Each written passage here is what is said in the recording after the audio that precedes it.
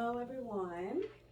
I'm here with my dear uncle, and he has so many titles. I'll just leave it at that for now. So we're going to get right to it. Where were you born? I was born in the rural area, Sulligent, Alabama. It is normally known at that time as Route 2, Sulligent, Alabama. Route 2. What do you remember most about that time and era? What was going on? Well, during that time, that was from born in 45. So I'm gonna say my first 5 to 10 years. Is that good? Because beyond that, I won't remember that much about. Okay. So, but just growing up at home, the family, we, my brothers, I think it was 2 at home during the time because the others, they had left home already. And so it was just a few of us there then during that time. Because the others, they were older, they had gotten married, left, moved away, and so it was just my sister, Regetta, and 2 brothers, McKinley and Manuel. Now, how many total? Total of all of us, it was 12. 12. Mm-hmm. Okay. Now, what was going on? Okay, that was from, let's see,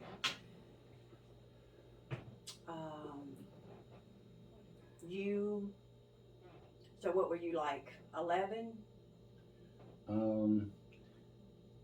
During that time, when I was 9, we left Sulligent and moved to South Alabama. Okay. It was down in Choctaw County. It was down below York, Alabama.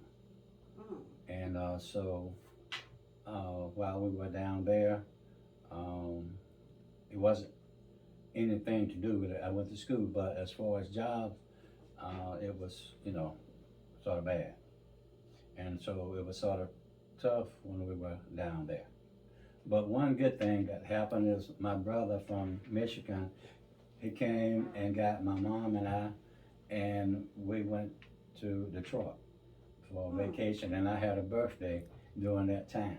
Awesome. And so I had never been to a amusement park. That was my first amusement park when I was 10. And we had what they call the bumper cars. You get in, ride your bump, see, just bump into each other, knock each other out of the way. We still have those, by the way. That you can have your way. And then they had one they called the Wild Mouse. It'd be going on the track, it was up high. It'd be going on the track, and all of a sudden it would boom, like that, just make a move. You didn't know which way it was gonna go, boom, like go to the edge of the track, and look like it's gonna run off and then turn, so stuff like that. So I had a good 10-year, birthday and everything like that. It worked out fine. I'm amazed at your memory, first of all. Well, I don't know if I can go back that far. Okay, so let's move forward a little bit. I want to insert this question. What do you contribute your longevity of life to? Well, when I was younger, I saw some things that I didn't want to get involved in. And so what I did was I made up in my mind that those things I wasn't going to do, because the results of what happened when they did them, I didn't want those results. So I know that if I did them, I more than likely would have the same results. So I avoided a lot of those things. I tried to take care of myself, and because then that way, if you take care of your automobile, it will last longer.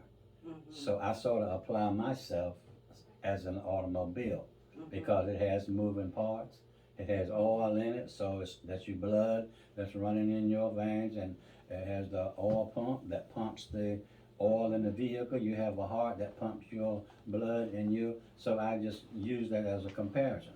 So I knew that if I took care of myself, I would last longer, unless the Lord would call me, another route. But that's one reason why I try to take care of myself, and still do. So prioritizing your health, taking care of you. Yes, that's the priority, because once that leaves, then that's more precious than money or anything else. Awesome. Now, how young were you when you started working, or when can you remember your first job or responsibilities? Okay, when I was a teenager, I was at home, and that was our last year of farming. And so I was fortunate enough to have a sister that lived in Sulligent, and her name was Regetta. And so I began to, I asked her, could I come and stay? Okay. She said, okay. So, live with her. And I got my first real job was driving the school bus. I drove the school bus my junior and senior year. During the summer, I hauled hay. So, that was a really hot job. So that was done while I was, going to school. And those were my really first jobs, was, doing that. So you had two? Yes. Two Summer jobs. job, hauling hay, and school time, driving the school bus. So the hay would have been what we refer to today as a side hustle. Your main job was the school bus driving, right? Yeah, it was school bus driving, because the guy that was the normal driver under his name, he farmed. And so what he would do, he would bring the school bus to the place we call the square. And I would take it from there, drive down to Vernon, to the school, and then in the evening when I come back, he would take it, meet me there and take it out. So that's how I drive the school bus. Okay, interesting. Mm-hmm. Okay, what age were you when you dedicated your life to God? Oh, about 14. 14. Mm-hmm. So you were working, and 14. 14, I was, I was at home. We was You farming. was at home. So when I got to, like a teenager, 16, 17, in that area, I began, to work then. I think I was about maybe 16 when I moved to Sulligent with my sister, and that's when I started hauling hay and doing that. And so after that, after I finished school, then that's when I left. I think I graduated on either Monday or Tuesday, and I left that Friday going to Michigan. Okay.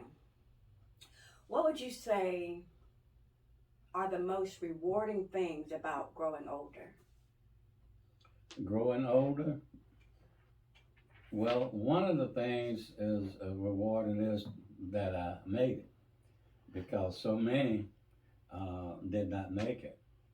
And I can relate to an incident to where when I was about 16, that even though I had, dedicated my life to Christ, but I was yet a teenager.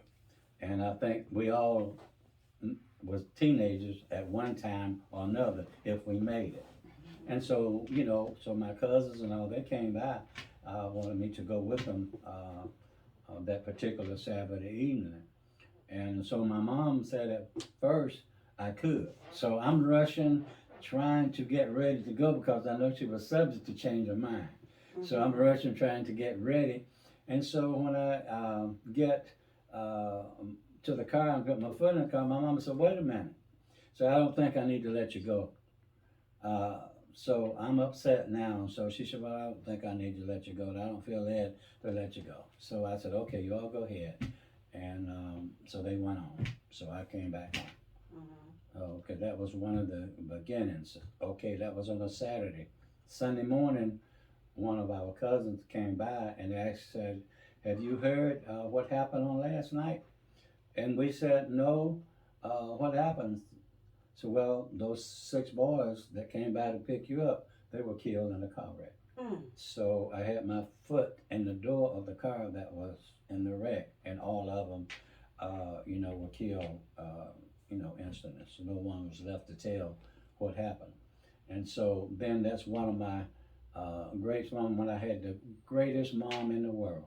Mm. Just like on the evening before, I had the worst mom, but now I got the greatest.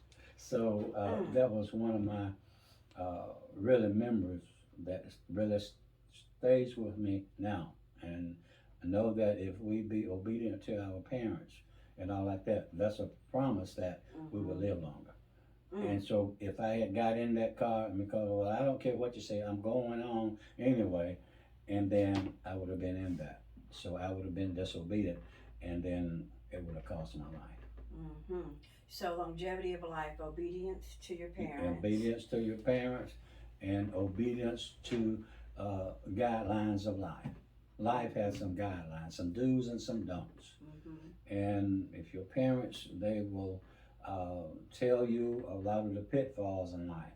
And you have to, not only your parents, but most older people that care about youth, they will give them the right directives.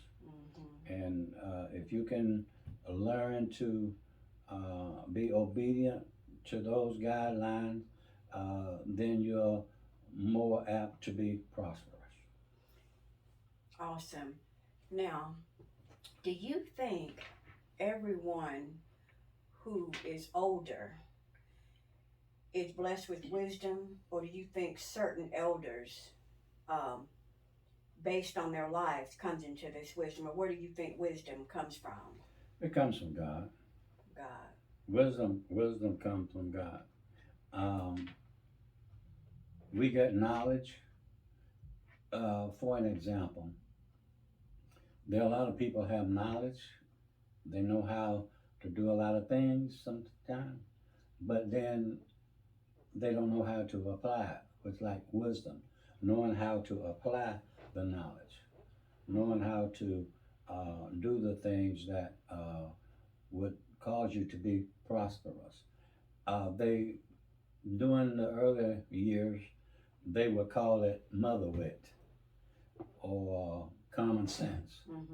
See, a lot of people don't have common sense, and so by that, they make a lot of mistakes.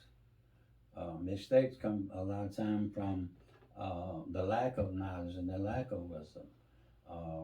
So we should try to gain as much knowledge, but then we ask God for wisdom how to use that what we have gained. The wisdom that led your mother to prevent you from getting in the car. Yeah, right. There's allowed wisdom you then. along with the Spirit of God that give her to give it to me. And the Spirit of God is really, it's awesome, because if we follow the Spirit, the leading of the Spirit of God, we will never go wrong. We might have to go through some things, I call it going through the briar patch, but we'll come out all right. So that doesn't mean that we won't go through anything because we have the Spirit of God, but it will lead us and guide us.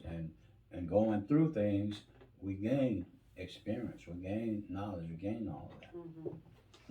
Who would you say influenced you the most in your life? I can't say one particular. There was probably 5 or 6. My philosophy was that I would get the best that I could from each one and apply it to me. Just say, okay, for instance, Superintendent McDaniel, I gained something from him. Elder L.D. O'Brien, I gained from him. Superintendent Bobo, Bjorn Bobo, I gained from him. So there was a lot of men that I looked at the best part of them, and that's what I tried to do to incorporate that for me. So that was my philosophy. Get the best out of who or whatever and apply it. That's what I did. That's wisdom, I think. Well, yeah. Maybe God was leading you there too. Okay, if there was an age you could go back to, what would that age be and why? What age? You would revisit and why? Um, Probably in my 20s. Why? I experienced a lot in my 20s, and they were good experiences. Number one, that was my first marriage. So how old were you when you got married? 23. 23. How did you and Aunt Bet meet? Well, I really don't know how to explain how you talking about we met. I mean, as far as meeting, because have you knew somebody, but you knew them before, but you didn't just like meet them the first time and that's who you married. Okay, so you all knew each other. Yeah, we knew each other for but it was no. So when did it click? Let me use the term, but there were no romantic inclinations there. How about that? That works. When did the romantic inclinations start? So that then we went to church together. That's sort of how it came because and sort of that route. And I don't know. Tell you the truth, I don't remember how it was before we met. Okay, this is the. I asked you, be my girlfriend or whatever like that. I guess it just more or less happened. What if you were advising? Well, let's separate the two. What held your marriage together? Or what was the most beautiful thing? Beautiful part of your marriage that sustained your marriage? I believe this the letter that has a word that has 4 letters, LOVE. Yeah, that's 4. So love, respect, and honoring your vows. In other words, your contract. Keeping your promise, basically. Right. Yeah. That's your promises, and that's what holds it together. Love is sort of like glue. It holds together. Was there ever a time where it was challenging? Sure, we all have challenges just about anything. You have challenges in your spiritual life. You have challenges in life in general. There are always a challenge. One of the challenges is to challenge to do better, and to not let it fail. The challenge to keep from failing, and that comes from doing the right thing. It's sort of like when you want to accomplish something. And what held ours really together a lot also that we loved each other and we respected each other. And respect, when you want respect, then you have to show respect. And that's what we did. We had a great marriage. How long did it last? How long were you married? 47 years and 11 months. Like 1 month to the day from being 48 years. That's beautiful. She passed on August the 7th, and we got married on September the 7th. So if she had to live to September the 7th, we would have been married 48 years. That's beautiful. Yeah, that was good. Okay, so after losing your wife, what got you through the hardest time of grieving?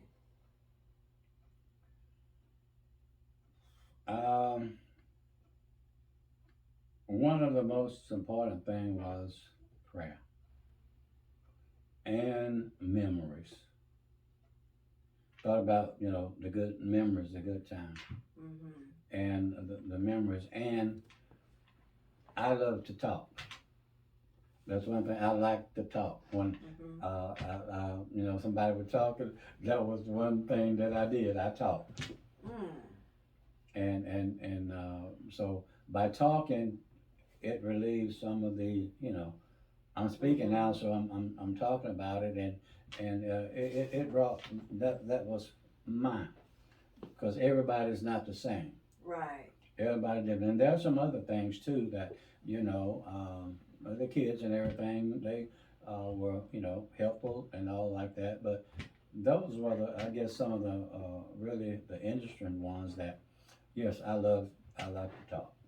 So you were pretty much focusing on the optimism, the good thoughts, the good Right, memories. Right, memories. See, Mm-hmm. they had all the songs that precious memories, how they linger. I won't go any further with that one, but precious memories.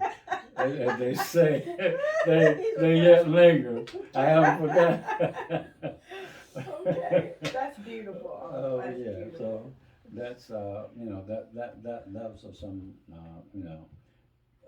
good things for me. Everybody's different, but those are some things for me. Okay. Now, did you marry again? Yes, I You married did. I again. married again. Could you share whatever you're willing to share about that? About your second marriage? How it came about? Okay, it would take me a while on that. Well, touch on the Let me see, whatever can I you touch whatever on a you little can. bit? Okay. Um, well, during this time, I think, yeah, it was about 2 years and maybe 3 or 4 months between the death and my marriage with my second wife. Um, During that time, I really had no, um, I really wasn't looking. The Bible says, "No, he that findeth a wife findeth a good thing." Well, I wasn't looking for one. It's not like I was just, yes, my first wife was still on my heart and mind, but by praying and the Lord knew me, He knew what I needed. And so, how this came about was there was a friend that it was a superintendent, and I had preached for him, he had preached for me, and so, but he had passed away. He had been passed away for about 16 years, and so I knew, his wife. Well, we all knew each other and everything, and so she got sick, and she stayed sick for a long time. So the Lord put in my spirit to go pray for her and to live a good distance away. And so there were no, let me use the term again, romantic inclinations involved. I was just being obedient Right. to what the Lord was saying. And so I asked my daughter to get her number. And so she did. And I got the answer. She said, sure. So I went, I had prayer with her. I stayed maybe about 15 or 20 minutes. I left and came back. If it get too long, let me know. You go ahead. Okay, and so I had asked one of the other superintendents that lived in this area to go with me, but we never could get together at no time, and so I went by myself. So came back, I felt good about it. About 2 weeks later, the Spirit came again to go back and pray. So this time I already had the number, so I went back and I had prayer. Still no romantic inclination. We're still rolling, correct? Okay. I just was obedient, to the Spirit of God. So my birthday came out, and so there were about maybe 250, well wishing me a happy birthday. And so my daughter, Angela, told me, said, Daddy said, there's two on here you need to answer. So I said, two? Well, I said, what two? So she gave me the name.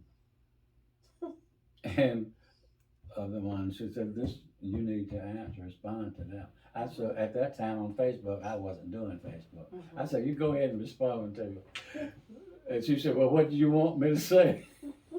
I said, well, just say I appreciate, wish me happy birthday and thanks and all like that. And so that was that.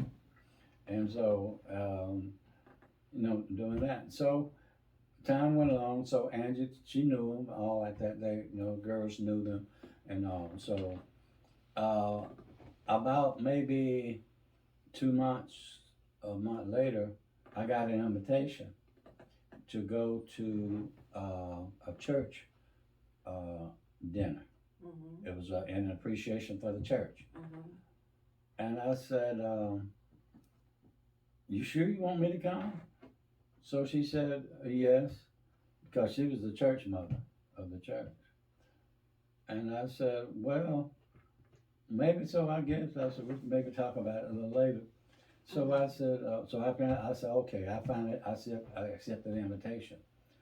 And so I called her, I said, well, what are you wearing? What's the dress? And she said, well, just regular church, because it was at the church, and it was for the church and all. She said, since I'm the church mother, I'll be sitting at the head table, and you'll be sitting at the head table with me. I said, what? So I finally went. So, I'm finally getting ready to go. So I'm trying to figure out what something brewing. What I'm going to wear. And I said, what am I wearing? So I got this one suit I really liked. It was sort of an olive green. So I said, okay, this is what I'm gonna wear. So I put it on. And remember now, we're just, just friends, because I've been knowing her for a friend. And so I put it on, got that. So, well, do you want me to come by and pick you up, or do you want me to meet you at the church? She said, well, just come by and pick me up. I said, okay. So when I get to the house, I gets out, knock on the door, come to the door, and we dressed in the same color, olive green. Well, look at that. She said, wow. I said, we're dressed just alike. Same matching. She said, we're matching. I said, yes, it looks that way. And so we went to church, and so we walked into the dining facility. This other friend of mine, she said, which I know because I've been knowing her for a long time, and she said, I thought I knew you. I thought I knew you. And I said, you do know me.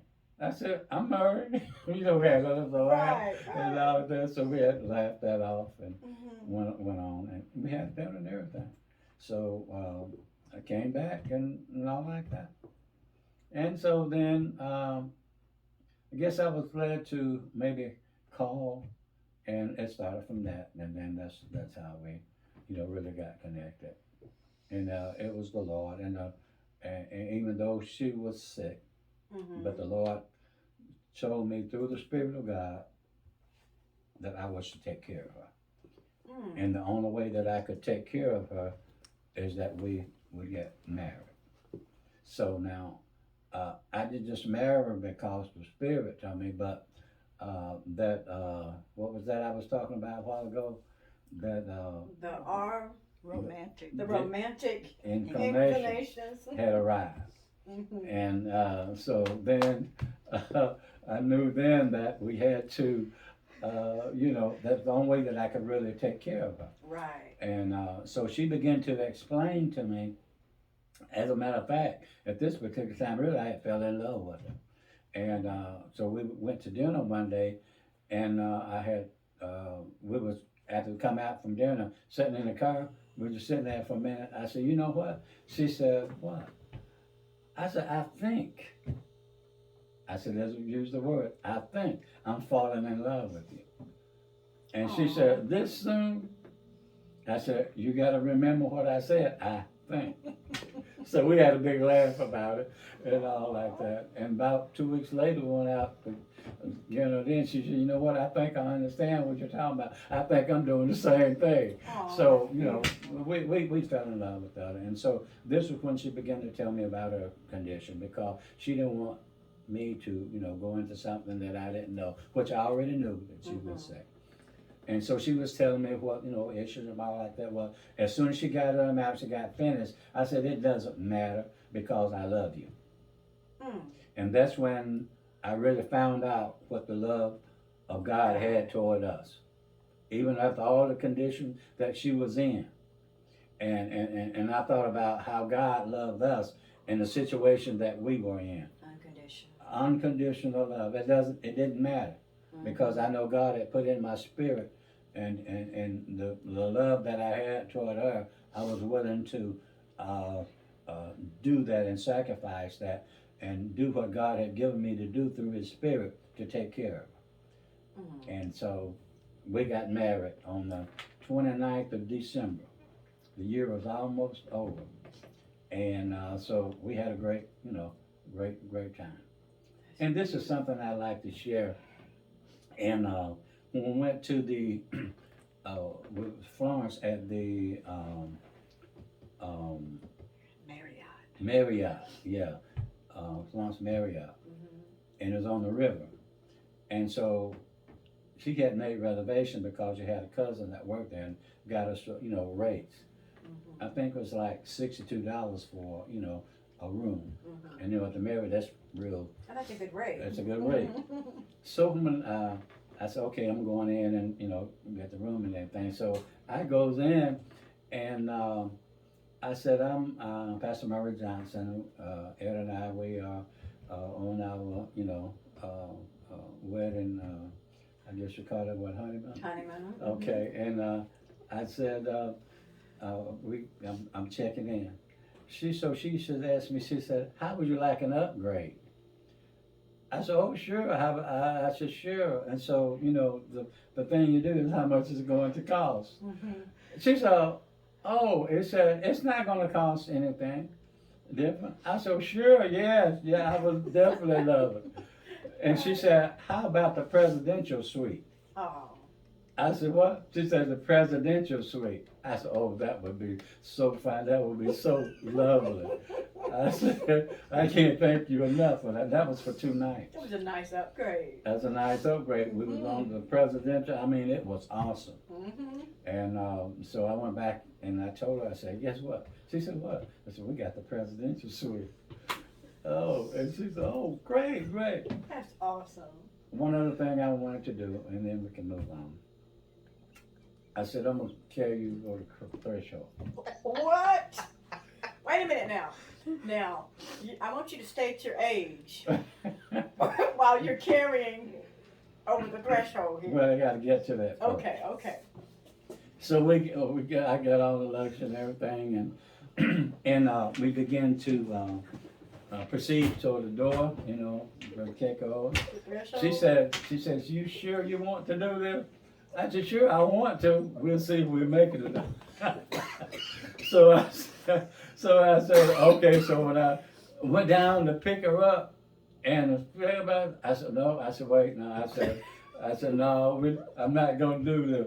I said, it's more than I thought.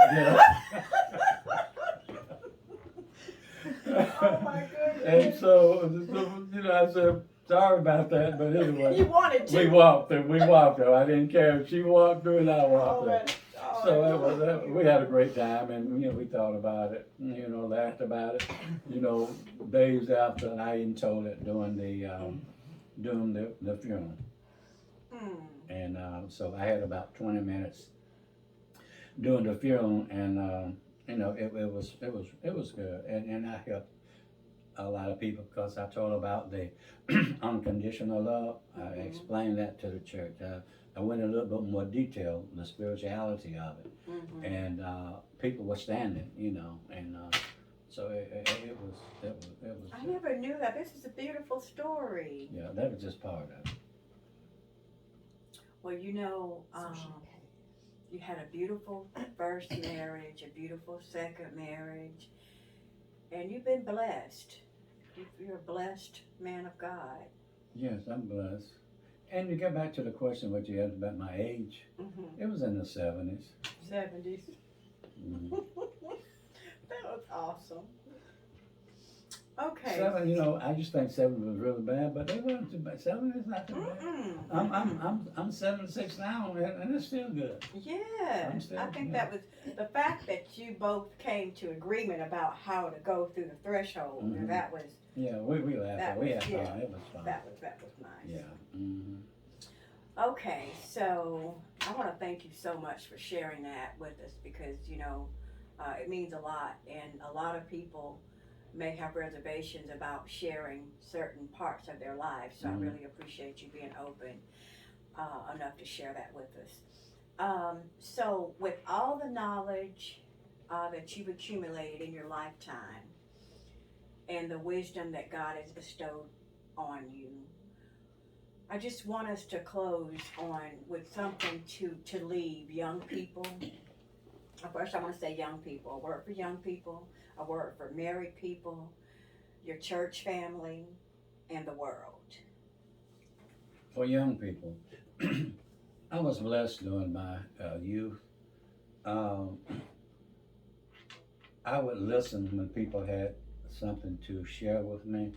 I would listen to them. I would respect them. And I had some visions. I had some things that I want to accomplish in life. I had some dreams. There's nothing wrong with dreams, but when the dreams fail, it's most of the time is because you don't follow the process in order to get to those dreams. You lose focus on a lot of things. You don't stay focused. So I would like to say to the young people, set some goals, set some good goals, set some goals that I read somewhere that a goal that is easily accomplished is not a good goal. Set a goal that you have to really work to obtain it or attain to it. And so set a goal and work toward that goal. Stay focused on that goal.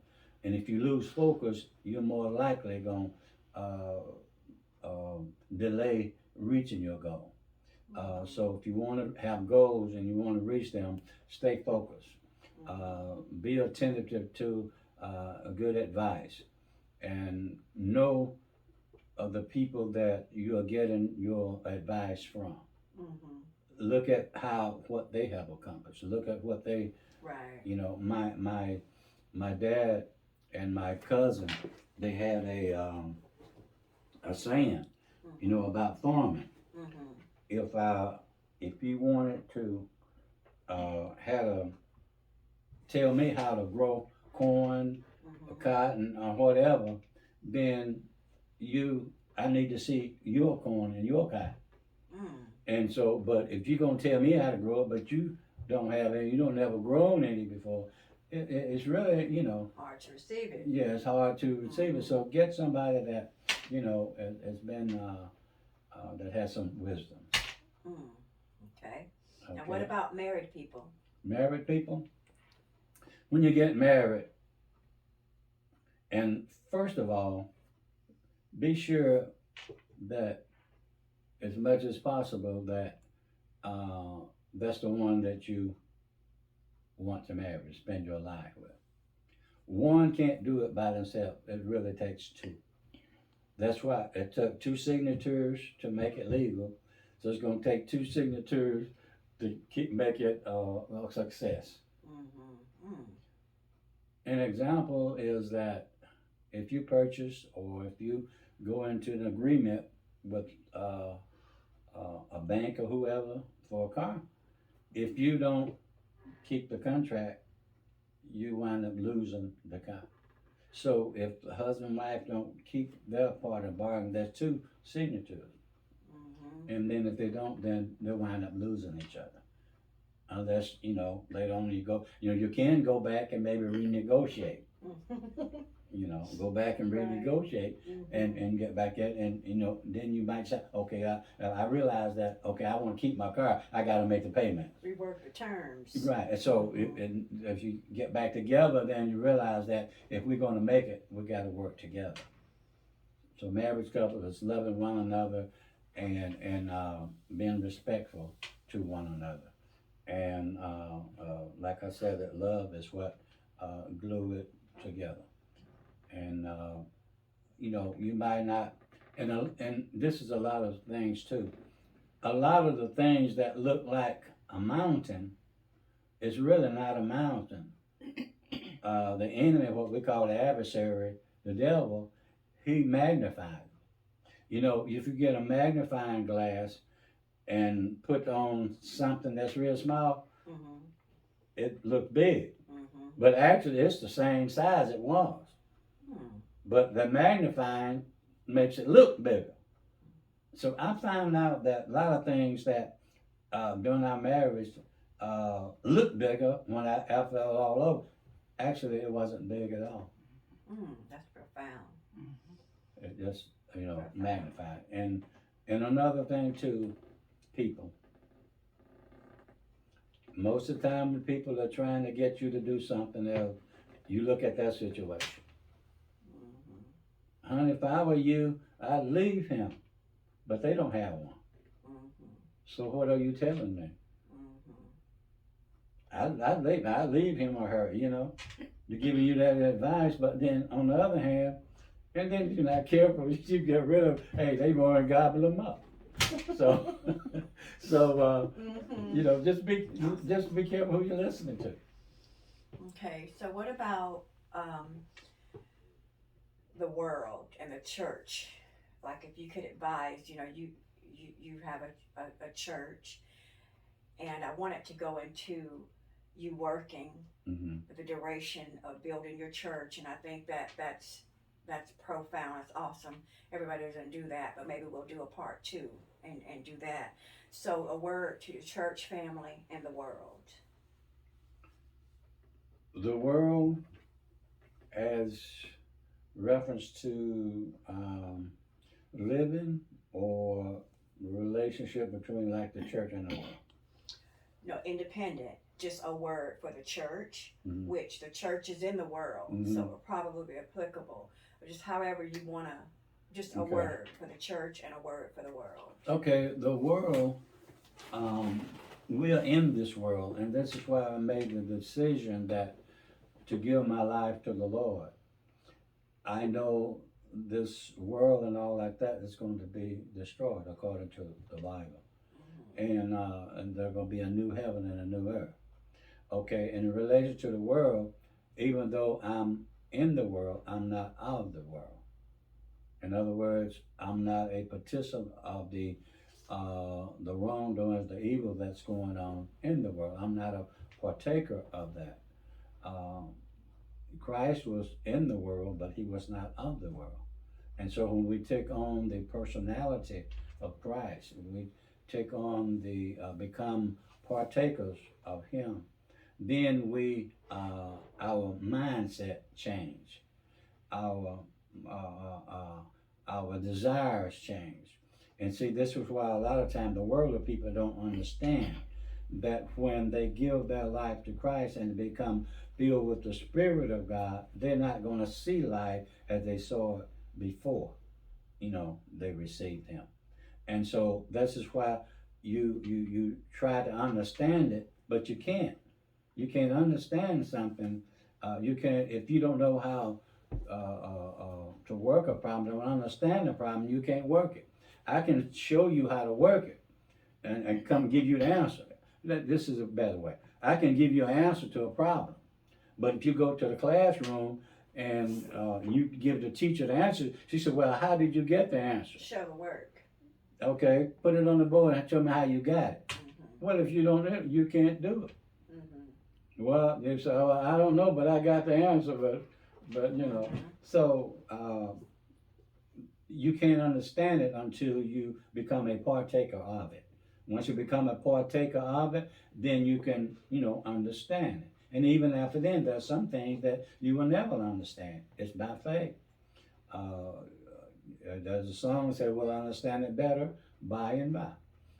So I know that from all of the prophets, the apostles, all of that, they went through stuff they went through, but they made it. So I realize I'm going to have to go through things, and I would say to the world, yes, you're going to go through, but I promise you one thing, that if you hold on to the end, you'll be proud of it. And one last thing concerning that. We say a lot of time you say, well, I don't have to do this to go to heaven. I don't have to do that to go to heaven. You might not. But it's better to get there and say, well, the Lord say, well, you didn't have to do this. You know, you didn't have to do this. You could have, made it, or you could have did this and made it. But it's better for, and then you get there and say, well, if you hadn't done this, you'd been, you'd have made it. But you did that, so therefore you can't come in. He'd rather have, left it off or and made it than to have the opportunity, to do it, and it would have been all right. But I just rather be sure. Be sure your anchor holds. Okay. So. All right, that's to the world, to the church. To the church people, we must be an example. We're not perfect yet. As far as man is concerned, you will never be perfect. But in the will of God, we can become mature in the will of God. That is that when He asks us to do something, we don't complain. When He asks us to go somewhere, we don't complain. We say, yes, Lord, without murmuring and grumbling. Why me, Lord? Then maybe sometime the pastor might ask you, well, get Sister so-and-so and so-and-so.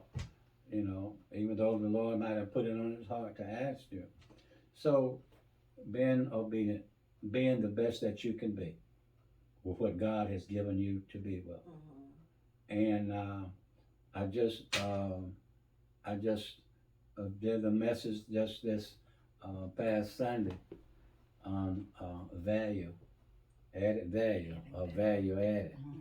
And I received a call from the youth president to please finish out the message so that, while we're in the train of thought of being valuable or valuable, that's added. And so the Lord put in my spirit to continue it. So this coming Sunday, I will continue that. Value added, that's, and what was the other part of it? It'll work for you when you value added, It'll work. I'll try to be around for that. Now, I want to close on this note. I'm hoping to get a part 2. And my question, we won't answer it today, but it's a question. Is it possible, or is there ever a situation where you can pray to God without,